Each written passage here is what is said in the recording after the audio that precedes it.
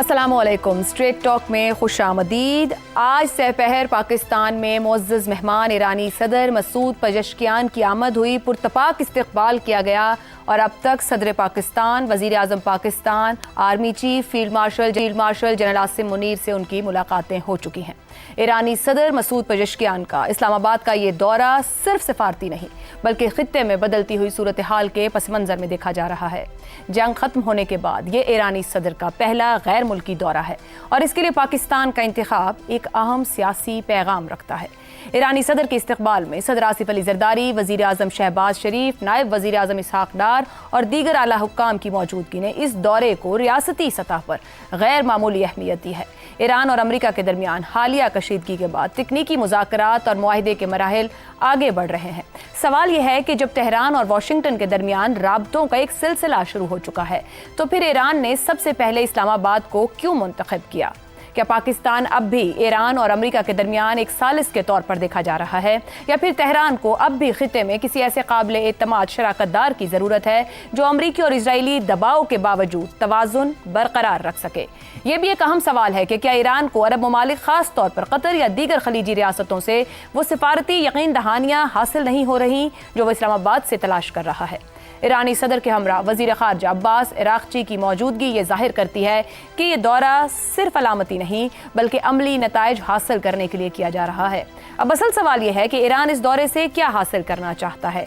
क्या ये सिर्फ शुक्रिया है या नए इलाक़ाई सिक्योरिटी फ्रेमवर्क की तलाश? और सबसे अहम बात, क्या ये दौरा ताकत के नए तवाज़ुन की इब्तिदा है या सिर्फ वक्ती सिफारती गर्मजोशी?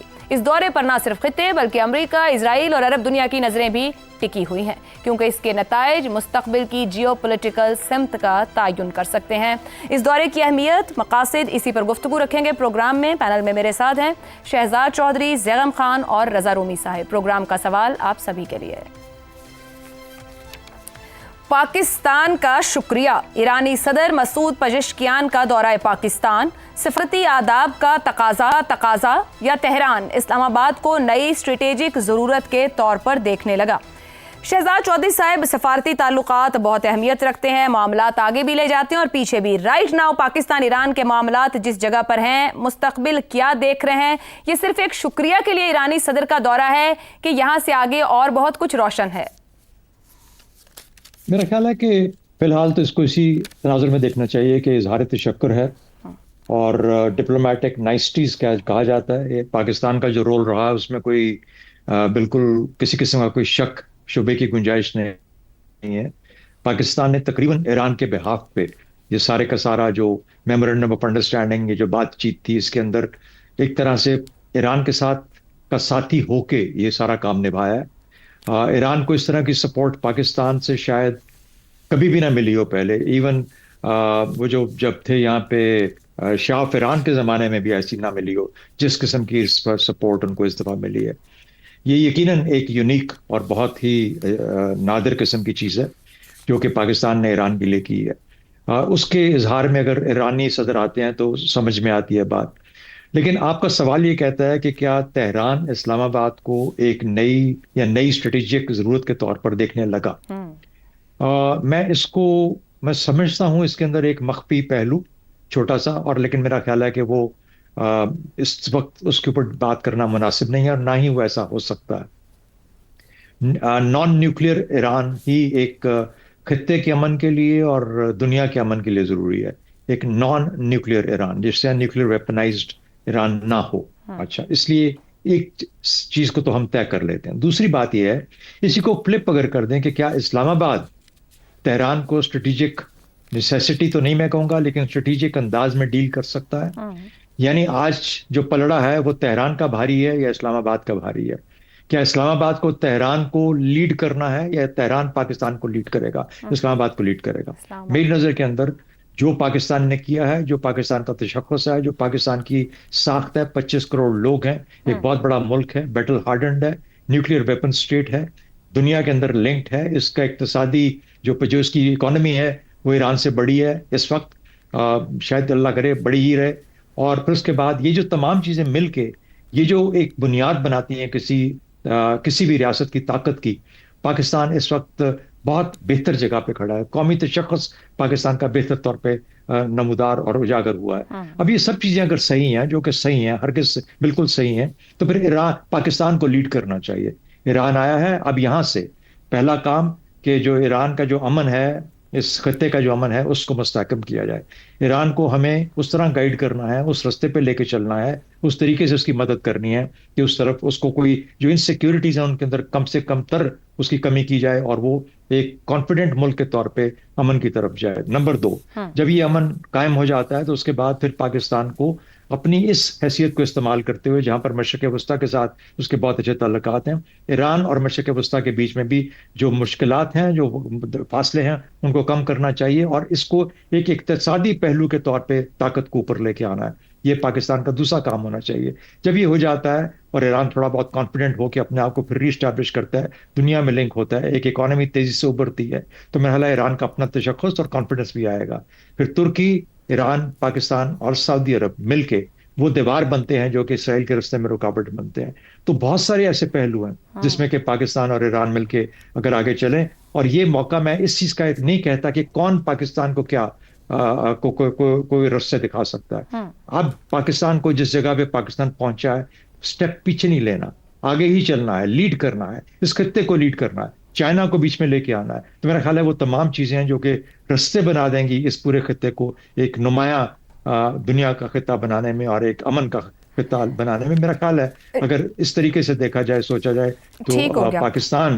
पाकिस्तान की जो जरूरत है, स्ट्रेटेजिक जरूरत जो है, वो ज्यादा अहमियत होती है और पाकिस्तान उसको लीड करेगा तेहरान के लिए। तो तेहरान शहजाद साहब इसी गुफ्तगू में थोड़ा सा ये ऐड कीजिएगा, जब आप खुद कह रहे हैं कि बड़ी कीमती और यूनिक हेल्प रही जो पाकिस्तान ने डिप्लोमेटिकली इस पूरे सिचुएशन को लेकर चला, मगर जब यहाँ से आगे की बात करते हैं तो अभी तो पहला इब्तदाई एक 60 दिन का टाइम है जिसके अंदर चीज़ों को बहुत ज़्यादा सॉर्ट होना है हतमी मुआहदे तक पहुँचने के लिए।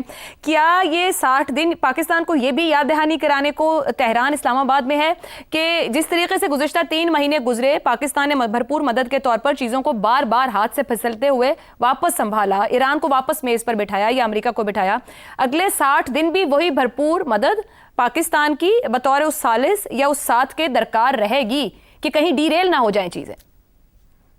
मेरा ख्याल है पाकिस्तान का जिस किस्म का ताल्लुक है अमेरिका के साथ, जिस किस्म का ताल्लुक है मशरिक़ वस्ता के साथ और चीन के साथ और अब ईरान के साथ, तो मेरा ख्याल है कि ये तमाम ऐसे स्ट्रेंथ्स हैं, इतने लिंकेजेस हैं, ऐसे लेवरेजेस हैं जिनको इस्तेमाल करके पाकिस्तान ये इंश्योर कर सकता है कि ये मोर और लेस अपने रास्ते पे चलता रहे। ये जो मेमोरेंडम ऑफ अंडरस्टैंडिंग और उसके बाद की जो मामलात हैं, तो मेरा ख्याल है कि पाकिस्तान अगर ये कर देगा तो इसमें पाकिस्तान किसी और के लिए नहीं कर रहा, पाकिस्तान अपने लिए ये सब कुछ कर रहा है। क्योंकि अगर ये खिता पुरअमन होता है, इक्तिसादी बुनियादों के ऊपर फिर आगे बढ़ता है, तो फिर उसमें पाकिस्तान के लिए बहुत अच्छे पहलू हैं। पाकिस्तान की सिक्योरिटी को भी बेहतर किया जा सकता है, पाकिस्तान की माशी सिचुएशन को बेहतर किया जा सकता है। तो पाकिस्तान का सिर्फ ये 60 दिन का काम नहीं है, इसके बाद 60 दिन का तो है ही है, लेकिन इसके बाद का जो काम है वो भी तो नहीं है। दुरुस्त हो गया। ज़ैगम साहब, जंग के शोले बुझते ईरानी सदर पाकिस्तान आए हैं, हालांकि हालात तो अभी ईरान में भी बहुत नाजुक है, मगर उन्होंने पहला फैसला पाकिस्तान की मेज़बानी को कबूल करने का किया। इस्लामाबाद में जो इस्लामाबाद मुफाहमती याददाश्त हुई वो दस्तखत हो चुके, टेक्निकल कमेटीज बैठ गई हैं, मामलात आगे बढ़ रहे हैं। ईरान इस वक्त में इस्लामाबाद से ऐसा क्या चाह रहा है जो दुनिया के बड़े दारुल हुकूमत देने की पोजीशन में ना हो और तेहरान ने अपनी मौजूदगी इस्लामाबाद में जरूरी समझी? आयशा, सबसे पहले यह कि ईरान क्या कह रहा है इस दौरे के बारे में, ये बहुत ही अहम बात है। अलामतें बहुत अहम होती हैं, इस दौरे की अलामत बहुत अहम है। ईरान के सदर का दफ्तर ये कह रहा है कि ईरानी सदर पाकिस्तान का शुक्रिया अदा करने के लिए जा रहे हैं। इससे बड़ी रिकग्निशन पाकिस्तान की डिप्लोमेसी की कोशिशों की, पाकिस्तान की डिप्लोमेसी की कामयाबियों की क्या हो सकती है कि इतना अहम मुल्क का सदर खुद दौरा करके पाकिस्तान का शुक्रिया अदा करने आ रहा है। कम से कम अलामती तौर पर तो यही बात है। तो ये पाकिस्तान की एक बहुत बड़ी रिकग्निशन है जो ईरान ने की है। और आप ज़रा तस्वुर कीजिए कि सिर्फ 2.5 साल पहले जनवरी 2024 में जब पाकिस्तान और ईरान ने एक दूसरे पर हमले किए थे, तो हम आज के दिन का तस्वुर भी नहीं कर सकते थे कि इतने जल्दी पाकिस्तान और ईरान इतने करीब आ जाएंगे कि 1979 के बाद कभी भी इतने करीब नहीं थे। इनकलाब ईरान के बाद इतने करीब नहीं थे। ईरान को पाकिस्तान से जो बड़ी शिकायत थी बहुत बड़ी शिकायत थी, वो ये थी कि पाकिस्तान अमेरिका और अरबों के बहुत करीब है। आज आप देखिए कि पाकिस्तान के अमेरिका और अरबों से ताल्लुकात फायदा ईरान को खुद ईरान का सबसे बड़ा असेट बन गए हैं, सरमाया बन गए हैं। एक ऐसा सरमाया बन गए हैं जिससे ईरान के अपने मफादात का तहफ़्फ़ुज़ हो रहा है, उसको जंग से निजात मिल रही है, उसके लिए तरक्की का रास्ता खुल रहा है। अब अलामत से अगर हम आगे बढ़ें तो कम से कम 3 ऐसी चीज़ें हैं जो ईरान के लिए बहुत अहम है, जिसमें पाकिस्तान कुछ कर सकता है। सबसे पहली बात कि जो मेमोरेंडम अभी साइन हुआ है, इस MOU का तहफ़्फ़ुज़ करना है। इस MOU में जो वादे किए गए हैं वो चीज़ें दिलवानी हैं और उसमें पाकिस्तान की ज़रूरत है ईरान को। और हमने देखा है कि इतने थोड़े से वक्त में बहुत सी चीज़ें ईरान को मिलना शुरू हो गई हैं उस MOU की वजह से। दूसरी बात, ये जो 60 दिन का प्रोसेस शुरू हुआ है उसका भी पाकिस्तान बहुत अहम मीडिएटर है। 2 मीडिएटर हैं और लीडिंग मीडिएटर पाकिस्तान है, कतर भी है। उसमें भी सदर ईरान ने पाकिस्तान के साथ कोऑर्डिनेशन करनी है, क्योंकि अगर देरपा अमन चाहिए और ज़ाहिर है ईरान को चाहिए, अब ईरान इस माशी बहरान से निकलना चाहता है, इस आइसोलेशन से निकलना चाहता है, तो फिर 60 दिन में हल निकालना होगा। और ईरान की ख्वाहिश होगी कि इस 60 दिन के जो मुज़ाकरात हैं उसके बाद वो ज़्यादा से ज़्यादा फ़ायदे हासिल कर सके, और उसके लिए उसे पाकिस्तान की ज़रूरत होगी। जैसे उसको एक शानदार MOU मिला, उस तरह एक शानदार मुआहदा मिल सके, और उस मुआहदे में पाकिस्तान का भी बहुत फ़ायदा है, क्योंकि पाकिस्तान के लिए भी नए अमकानात खुलेंगे। और इस मुआहदे में पाकिस्तान, देखिए फिर वही बात है कि पाकिस्तान एक ब्रिज है। जो कुछ ईरान ने कहना है अरबों के साथ ताल्लुकात बनाने हैं, अमेरिका के साथ ताल्लुकात बनाने हैं, किसी मुआहदे की तरफ जाना है, तो पाकिस्तान की ज़रूरत है। इसके साथ साथ जो ख़ित्ते की एक नई सूरत हाल इमर्ज कर हो रही है, जो एक सिक्योरिटी की नई सूरत हाल इमर्ज हो रही है, उसमें पाकिस्तान एक बहुत अहम मुल्क बन के उभरा है। यानी जो मिडल ईस्ट का रीजन है उसकी सिक्योरिटी में, और पाकिस्तान ने तुर्की के साथ, मिस्र के साथ, सऊदी अरब के साथ मिलकर जो ग्रुप बनाया है, उसके साथ ताल्लुकात भी अब ईरान के लिए बहुत अहम है। उस पर भी यकीनन वो बात करेंगे। और आखिरी और बहुत अहम बात जो हमारे लिए सबसे अहम है वो है इन दोनों मुल्कों के बाहमी ताल्लुकात, जहाँ से बात जियो पॉलिटिक्स से जियो स्ट्रेटजी में जाएगी। पाकिस्तान को तो बेनिफिट तब मिलेगा ना जब ये सब ताल्लुकात तिजारती ताल्लुकात में कन्वर्ट हों। ये जो मोहब्बत, ये जो दोस्ती पैदा हुई है, ये पाकिस्तान के फ़ायदे की तरफ जाए। तो किस तरीके से हम ट्रेड की तरफ जाएं, इसमें 2 चीज़ें बहुत अहम हैं जी।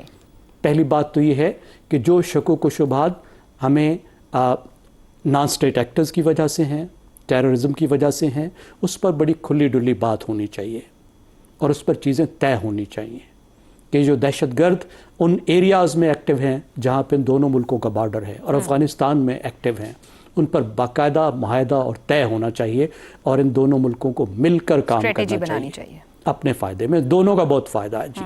और दूसरी बात कि तिजारत के लिए अब तिजारत को आगे बढ़ाना चाहिए। गुज़श्ता साल जब सदर पेज़ेश्कियान आए थे पाकिस्तान में, तो दोनों मुल्कों ने ये कमिट किया था कि वो तिजारत को $10 बिलियन तक लेकर जाएंगे।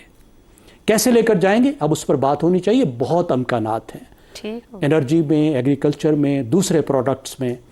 अब अगर ईरान तरक्की के नए सफ़र की तरफ जाता है तो उसमें भी पाकिस्तान के लिए, पाकिस्तान की कंपनियों के लिए, पाकिस्तान के हुनरमंदों के लिए बहुत मौके होंगे। तो ये हम कह सकते हैं कि एक नए सफ़र की इब्तदा है, बहुत खुशगवार इब्तदा है। दुरुस्त हो गया। ईरान के साथ पाकिस्तान के 1000 साल के ताल्लुकात हैं जिन पर हमें बिल्ड करने की ज़रूरत है। दुरुस्त हो गया। रज़ा रूमी साहब, नए मामलात, नए ताल्लुकात तो हमें दिख रहे हैं। गुज़िश्ता साल मई के बाद भी हमने सूरत हाल बदलती देखी पाकिस्तान की खित्ते में, और इस जंग के दौरान हमने पाकिस्तान के किरदार को दुनिया में बुलंद होते देखा, सफारती तौर पर मिलने वाली कामयाबियों को, जंग को रोकना। अब इस MOU तक पहुंचने के बाद ये ईरानी सदर ने जो फैसला किया, फौरी तौर पर शुक्रिया अदा करने और पाकिस्तान पहुंचे हैं। हम तो इस पर बात कर रहे हैं, तज्ज़िये तबसरे, मगर वेस्टर्न मीडिया भी इसको देख रहा है, बड़े गौर से देखने की कोशिश कर रहा है कि क्या अहमियत है, क्या मकासद हैं। ईरानी सदर पहुंचे हैं तो आया वाकई शुक्रिया अदा करने आए हैं, कोई फ्यूचरिस्टिक बातें हो रही हैं? किस तरीके की गुफ्तगू, तज्जिया या इस मुलाकात पर नज़र रखे हुए हैं बाहर से मीडिया, और कोई ना कोई अहमियत तो है इसकी वाशिंगटन के नज़दीक भी और अरब ममालिक के नज़दीक भी इस मामले की। अब तक पाकिस्तान ने अपना बहुत ही तवाज़ुन से पूरे के पूरे मामले को चलाया है। यहाँ से आगे मुस्तकबिल में खित्ते की सूरत हाल, सिक्योरिटी सूरत हाल में पाकिस्तान के किरदार को कहाँ देखते हैं?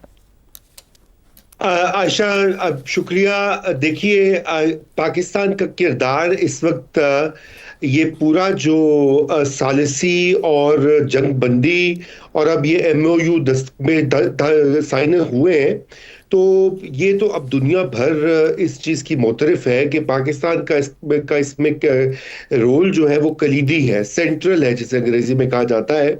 और पहले लोगों ने इसके ऊपर बहुत ज़्यादा कोशिश की कि किसी तरीके से पाकिस्तान का जो काम है उसको अंडरमाइन किया जाए, अंडर रेट किया जाए। ये कहा गया कि जी कतर को ज़्यादा उसने काम किया है, कतर को ज़्यादा ईरान देखता है, ईरान ज़्यादा पसंद करता है, पाकिस्तान पे अभी भी शक करता है। आपको पता है इस तरह की कई आवाजें पाकिस्तान के अंदर और पाकिस्तान के बाहर। आप अगयार को तो छोड़ दीजिए ना, मगरिब को या हिंदुस्तान वाले जो करते हैं, जो हमारे अपने लोग भी इस तरह की जो पेशीन गोइयां और दुर्फंतनियां छोड़ रहे थे। तो आज का एक रोजा दौरा जो है वो उनके लिए भरपूर जवाब है, ताबड़तोड़ किस्म का जवाब है कि ईरान के सदर अज खुद पाकिस्तान का शुक्रिया अदा कर दे। ऑफिशियल उनकी ये पोजीशन है।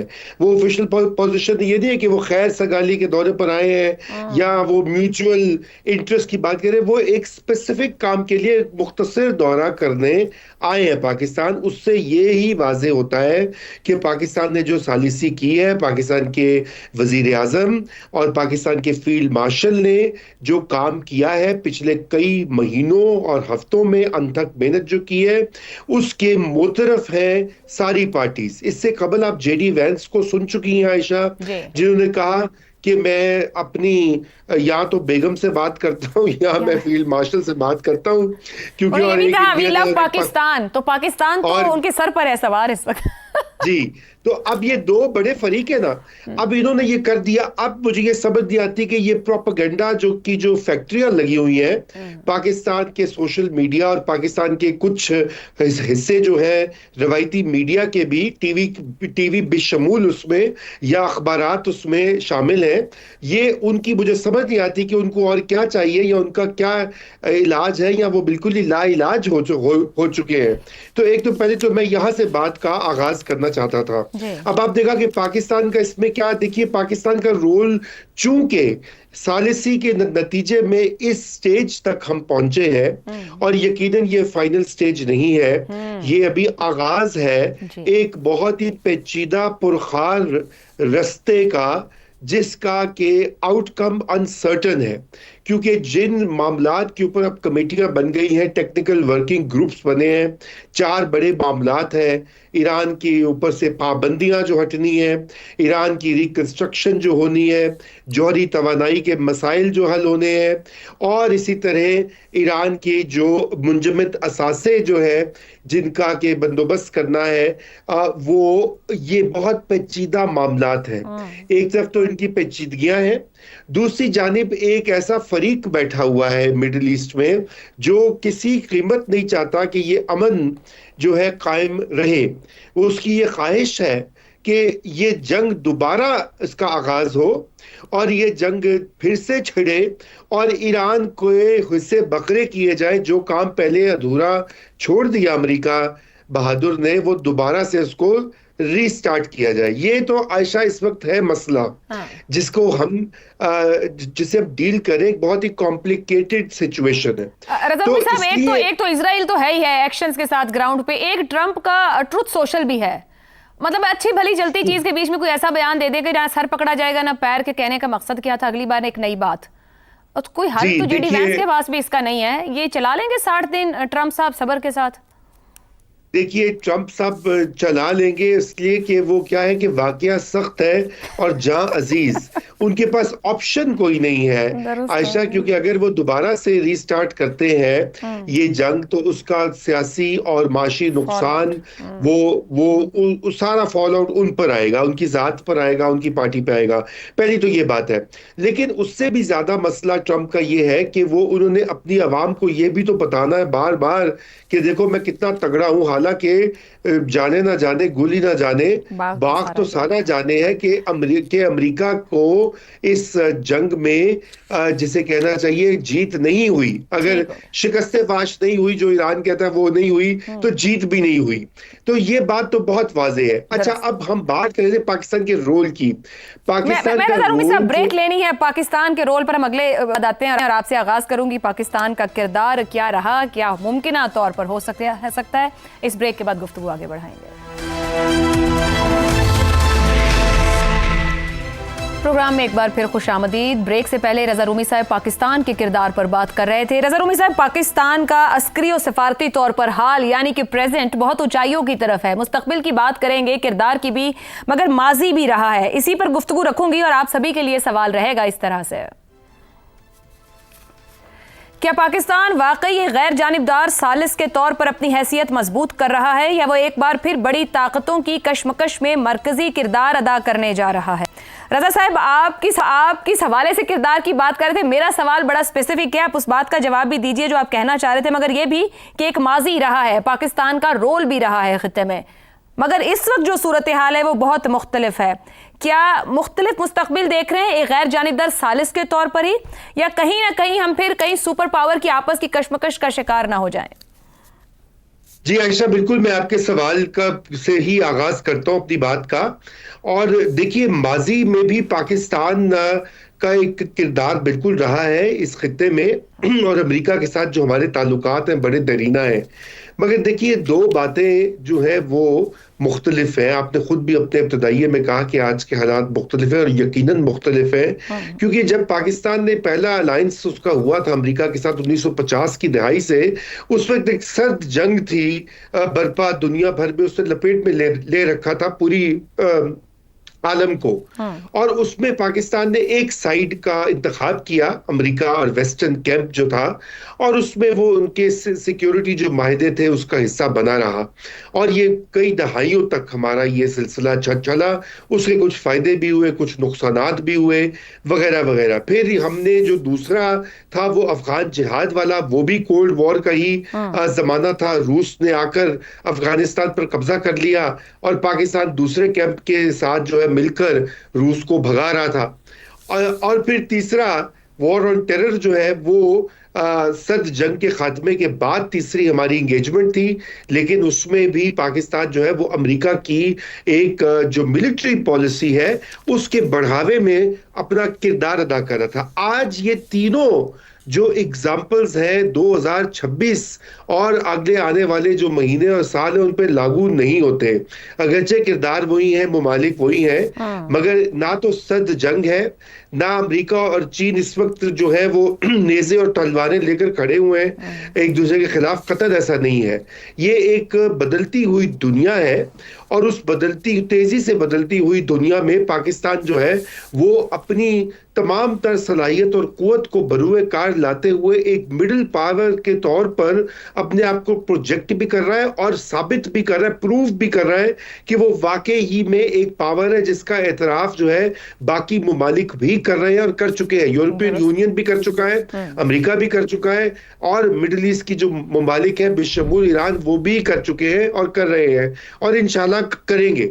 इसलिए आज के हालात बिल्कुल मुख्तलिफ है। अब सवाल ये पैदा होता है कि आने वाले जो दिन या साल है उनमें क्या खतरात है। देखिए सबसे पहली तो यही बात है कि दोबारा से ये जंग जो है अगर छिड़ती है तो नुकसान सभी का होगा, लेकिन पाकिस्तान का भी होगा। और पाकिस्तान का नुकसान तो माशी तौर के ऊपर जितना हिट हम होंगे वो कम ही ममालिक उस लेवल पर होते हैं, क्योंकि हमारे पास उसकी गुंजाइश कम है। यही वजह है कि पाकिस्तान की जो अव्वल दिन से ख्वाहिश रही है इस जंग बंदी और अमन के लिए, उसमें हमारा अपना सेल्फ इंटरेस्ट भी है। दूसरा, पाकिस्तान की सिक्योरिटी इंटरनल और एक्सटर्नल दोनों इतनी वल्नरेबल है कि अगर ईरान की जंग दोबारा से स्टार्ट होती है, ये मामला तय नहीं होते, तो हम बिल्कुल वल्नरेबल रहेंगे। तो इसलिए मेरे ख्याल से ये दो बड़े जिसे कहना चाहिए खतरात है, और खुदा करे कि हम उससे जो है वो ओवरकम कर सके। अभी तक तो बिल्कुल हम कर रहे हैं और इंशाल्लाह मुझे उम्मीद है कि ऐसा ही होगा। शहजाद चौधरी साहब, पाकिस्तान के जोग्राफिया ने इसको चैलेंजेस भी दिए और फायदे भी दिए। हमने उस वक्त पर कैसे इस्तेमाल किया, इसको पीछे रखते हुए पहली बार पाकिस्तान किसी अमन अमल के बायस एक बड़े मकाम पर है वर्ल्ड स्टेज पर। ना कोई जंग है, ना किसी सुपर पावर के स्ट्रेटेजिक मुफादात हैं, अगर हम पोस्ट 9/11 या कोल्ड वॉर एरा की भी बात करें। यहां से आगे अब पाकिस्तान का किरदार बड़ा देखते हैं, बढ़ता हुआ देखते हैं एज पीस मेकर, डिप्लोमेट, सालिस, या क्या देखते हैं? मेरा ख्याल है पाकिस्तान का ये जो भी रोल रहा है इस अमेरिका और ईरान की जंग के अंदर, इसमें जो पाकिस्तान को कॉन्फिडेंस मिलना होगा और मिलना चाहिए, वो इस लेवल का है कि शायद पाकिस्तान ने पहले कभी भी उसको एंजॉय ना किया हो। यानी पाकिस्तान ने बढ़ के अपनी परसिस्टेंस भी दिखाई, अपनी लॉयल्टी भी दिखाई, अपनी जो कहते हैं कि गैर जानिबदारी भी दिखाई, और फिर उठ के ऐसे वक्त पे सामने आया जब दुनिया का कोई मुल्क, 195-96 मुल्क हैं पूरी दुनिया के अंदर, उनमें से कोई मुल्क भी सामने नहीं आया इस जंग को रोकने के लिए। हिंदुस्तान, जिसका के बेइंतहा एक अमेरिका का एलाय है और ईरान के साथ बहुत गहरे और करीबी ताल्लुकात रहे और सालों रहे, इसके बावजूद हिंदुस्तान ने कदम उठा के इस जंग को बंद करने की कोशिश नहीं की। मशरक़ वस्ता हो या किसी और यूरोप का कोई मुल्क सामने नहीं आया। तो इसलिए जो पाकिस्तान का रोल था वो अपने तौर पे उसने बेइंतहा पाकिस्तान को कॉन्फिडेंस दिया। सवाल आपका जो बुनियादी है वो ये है कि क्या पाकिस्तान किसी अमेरिका टाइप किसी मुल्क के साथ फिर से उनके किसी मकसद के लिए तो इस्तेमाल नहीं हो जाएगा। मेरा ख्याल है जहां पाकिस्तान ईरान के लिए इतनी बड़ी आसानी क्रिएट कर चुका है और कर रहा है, तो इसका मतलब ये है कि पाकिस्तान उस वॉशिंगटन के अंदर इतना पुरअसर अपना रोल अदा कर सकता है जहां पर के अमेरिका की सोच को भी तब्दील कर सकता है। इसका इजहार बहुत मुख्तलिफ लेवल्स के ऊपर अमेरिका के अंदर हो चुका, हर लेवल से हो चुका। पाकिस्तान को कॉन्फिडेंस होना चाहिए कि पाकिस्तान को यह पता हो कि उसके अपने हक में क्या बेहतर है। अगर अमेरिका एक बहुत अहम पाकिस्तान का दोस्त रहा है और है भी और रहना चाहिए, तो चीन उसी तरीके से एक बहुत ही, हालांकि अमेरिका और चीन आपस में मुख्तलिफ तरफों पे खड़े हैं, लेकिन पाकिस्तान ने जितने खूबसूरती से उसको बैलेंस किया है, पाकिस्तान ने जिस तरीके से दो मुतहारिब मुल्कों को जो कि 50 साल से आपस में एक दूसरे को दुश्मन गर्दानते थे, इकट्ठा करके बिठा दिया है। तो ये वो चीजें हैं जो कि पाकिस्तान के पॉजिटिव रोल को सामने लेके आती हैं। लेकिन क्या पाकिस्तान सिर्फ इस एक बुनियाद के ऊपर अपना सिक्का जमा जाएगा पूरी दुनिया के अंदर या इस खत्ते के अंदर? ऐसा हरगिज नहीं है। पाकिस्तान जब ये काम कर लेगा, तो इसमें मैंने पहले अपने सवाल के जवाब में कहा, पाकिस्तान को और बहुत कुछ करना है। सबसे ज्यादा उसको अपने अंदर, मुल्क के अंदर बहुत कुछ करना है। जब तक हम अपने मुल्क के अंदर मजबूत नहीं होंगे, ये जो बाहर का कॉन्फिडेंस है ये कभी उस चीज को कंपनसेट नहीं कर सकता।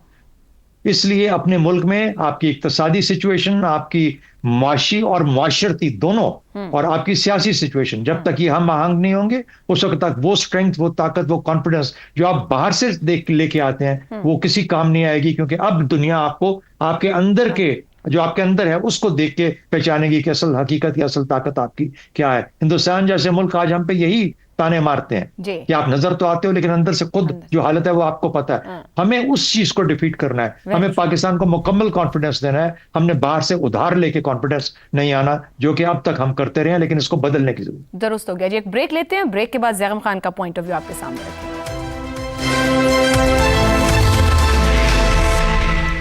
क्या पाकिस्तान वाकई एक गैर जानिबदार सालिस के तौर पर अपनी हैसियत मजबूत कर रहा है, या वो एक बार फिर बड़ी ताकतों की कशमकश में मरकजी किरदार अदा करने जा रहा है?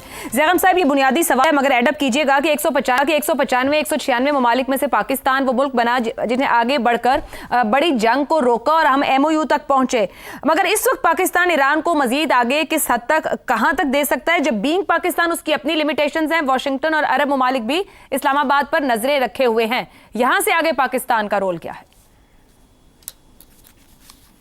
जब पाकिस्तान ने यह सालिसी कबूल की तो उस वक्त बहुत से लोग, बड़े सियाने लोग, ये कह रहे थे कि पाकिस्तान फंस जाएगा। या तो दोनों साइड्स पाकिस्तान पे इल्ज़ाम लगाएंगी कि पाकिस्तान अच्छा सालिस नहीं है, पाकिस्तान ने मरवा दिया, पाकिस्तान की वजह से सुलह नहीं हुई, जंग हो गई, या सुलह हो गई तो एक फ़रीक तो ज़रूर इल्ज़ाम लगाएगा। जो ये समझेगा कि सुलह से उसको कम फ़ायदा हुआ है, वो कहेगा पाकिस्तान को कि ये पाकिस्तान की सारी ज़िम्मेदारी है। लेकिन देखिए आज हम कहाँ खड़े हैं, कहाँ पहुँचे हैं। जेडी वैंस, अमेरिका के नायब सदर को आपने सुना, कितने शानदार अल्फाज में उसने पाकिस्तान को खराज तहसीन पेश किया। उसने फील्ड मार्शल से कहा कि उनकी स्टेट्समैनशिप की वजह से यहाँ तक पहुँचे हैं। देखिए, स्टेट्समैन का खिताब, किसी को स्टेट्समैन कहना एक बहुत बड़ा कम्प्लीमेंट होता है। और ईरानी सदर तो ख़ुद शुक्रिया अदा करने आ गए। तो पाकिस्तान सालिस के तौर पर कितना कामयाब हुआ है, कितना उसको एक गैर जानिबदार सालिस समझा गया है, उसकी तो इससे बड़ी मिसाल हो ही नहीं सकती। दोनों फरीकों ने इसको तस्लीम कर लिया। अब बड़ी ताकतों की जो कशमकश होती है, ये तो तारीख का हिस्सा है। जब से तहजीब शुरू हुई है ये कशमकश जारी है। कभी ईरानियों के और यूनानियों के दरमियान, कभी बरतानवियों और जर्मनों के दरमियान, फिर हमने देखा कि कोल्ड वार का एक बहुत बड़ा अरसा गुजरा। देखिए, हमें जहन में रखना चाहिए कि कोल्ड वार में ये कोई ऑप्शन मौजूद ही नहीं थी कि आप गैर जानिबदार हो जाएं। वो चंद मुल्क जो खुद को गैर जानिबदार कहते थे वो फ्रॉडिये थे। वो रूस के जानिबदार थे, रूस के अलाइनमेंट का हिस्सा थे, लेकिन वो कम्युनिस्ट नहीं थे, तो वो खुद को गैर जानिबदार कहते थे। सब उस वक्त जानिबदार थे। लेकिन क्या पाकिस्तान, जिस तरह के कुछ नाअक़बत अंदेश लोग पाकिस्तान में भी ये कहते हैं कि Pakistan was American stooge, really? देखिए, उस वक्त भी पाकिस्तान ने बहुत से मामलात पर बहुत शानदार सफारती तवाज़ुन रखा। और पाकिस्तान ने जो सफारती तवाज़ुन का आर्ट उस दौर में सीखा, वो आज पाकिस्तान के काम आ रहा है। मिसाल के तौर पर चीन और अमेरिका के दरमियान में सफारती तवाज़ुन रखना, तसव्वुर कीजिए कितनी बड़ी बात थी कि 1970 से पहले 1970 तक चीन को अमेरिका तस्लीम ही नहीं करता था, चीन के सख्त खिलाफ था। लेकिन पाकिस्तान उनको करीब लेकर आया। फिर आप ये देखिए कि ख़ुद ईरान और अरब मुल्कों के दरमियान में कितने तनाज़ात थे, पाकिस्तान पर कितना दबाव था कि पाकिस्तान ईरान के ख़िलाफ़ कुछ ना कुछ करे, क्योंकि पाकिस्तान अरबों का बहुत क्लोज़ इत्तेहादी है। लेकिन पाकिस्तान कभी ईरान के ख़िलाफ़ इस्तेमाल नहीं हुआ। हमने एक सफारती तवाज़ुन अपना बरकरार रखा। तो वो सफारती तवाज़ुन आज हमें फिर नज़र आ रहा है।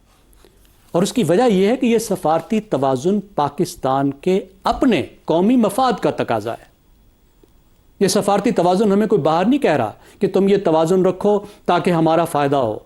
हर मुल्क ये कहता है कि दूसरा मुल्क सफारती तवाज़ुन ना रखे, वो उसके साथ जाए। अमेरिका नहीं कहेगा पाकिस्तान सफारती तवाज़ुन रखे, अमेरिका तो कहेगा खुल के टोटल पाकिस्तान के साथ आओ। चीन भी यही कहेगा, ईरान भी यही कहेगा, सऊदी अरब भी यही कहेगा।